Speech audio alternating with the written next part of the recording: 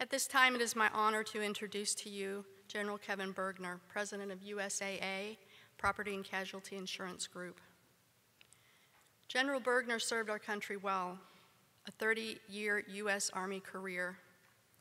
Focus, discipline, choices, personally and professionally. That's what he can tell us about.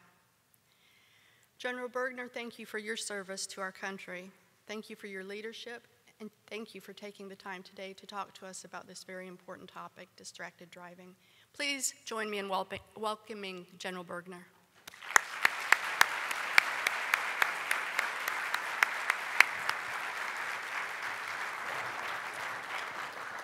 Thanks, Laura. Thank you very much. Well, first of all, welcome, and thank you for taking the time out of your schedules, out of your lives, to come talk about something that has the great potential and very real likelihood of saving some lives somewhere down the road. On behalf of the 24,000 USAA employees and a whole bunch of them right here in Tampa, we want to welcome you this morning. We also want to say thank you to the Shriner Children's Hospital and to the Florida Department of Transportation, and Laura in particular, you, for their leadership in helping us put this all together today. Great partners, and partners that are committed to making a difference. You know, we're going to talk about some hard things today, and you're going to get the benefit of hearing from people firsthand, in many cases, about their own personal tragedy. And they are compelling, they are humbling, in many cases they're just devastating. And it's important for us to take the time to listen and be here and truly focus on this issue. At USAA, we hear almost every day, we hear of the tragic consequences of distracted driving and the impact they have on our members. And it is, without question, a terrible plague on our society. And it's not unlike, in some respects, a previous terrible plague on our society, which for a while our society didn't really do much about. And then eventually we found the will, we found the focus, we found the purpose, and we realized that we had to do something about that. I experienced that previous personal tragedy myself.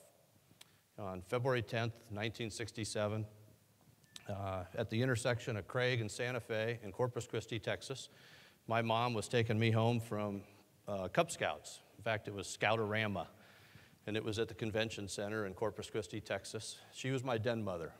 My dad was deployed to Vietnam, and it was about 8:30 at night. It was a really windy evening, I remember. In fact, every time the wind comes up, I think about that night. And we had had a great day. We had been at the convention center making leather belts. Let me tell you, I made a really good leather belt. I had all those little tools in my wooden hammer, and I could make keychains and leather belts like no other Cub Scout. My mom was so proud of me, and I was so proud of her for being my den mother. And we had been talking about that, and we were driving through the intersection, and life changed in a second because a drunk driver ran the red light and broadsided our car, and my mother was killed that night by a drunk driver. Every day the wind blows and that the humidity comes up, I feel that night, and I think about my mom. I was 10 years old in 1967. And it changed my life. It changed my life in a second. And at that point in time, drunken driving just was not recognized as our society as the problem that it really was. The laws didn't reflect it, our social norms and our social behaviors didn't reflect it, and it was far too pervasive, and it was far too accepted and far too tolerable. And that's kind of the similarity that we have today when it comes to drunken driving.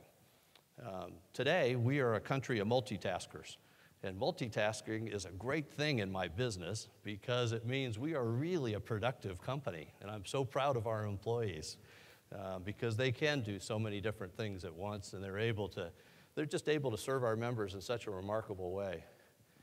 The challenge is you got to leave that multitasking in the office or in the house and not bring it into the cockpit of that automobile. And as a country today, we haven't quite made that distinction. We're still a little tormented, a little bit conflicted, more than a little bit conflicted. And as a result, the whole idea of distracted driving hasn't really gained the traction that previous problems in our society have achieved. And so it's really important that we talk about it, that we educate one another, that we give voice to the victims of today's distracted driving problem, and that we truly commit ourselves to understanding it and sharing their stories and the stories of so many others.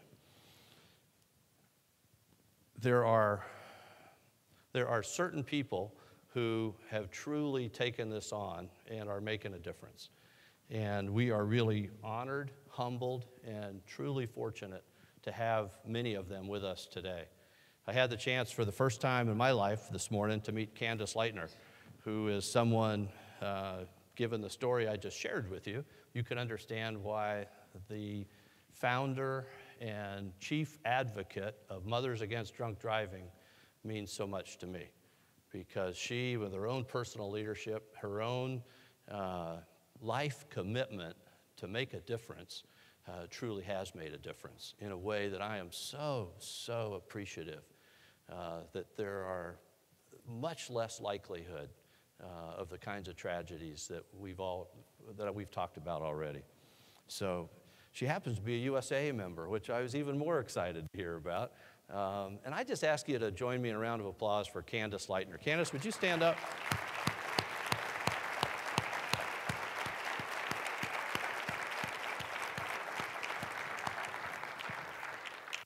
She's going to launch a new effort beginning in December, and it's called We Save Lives.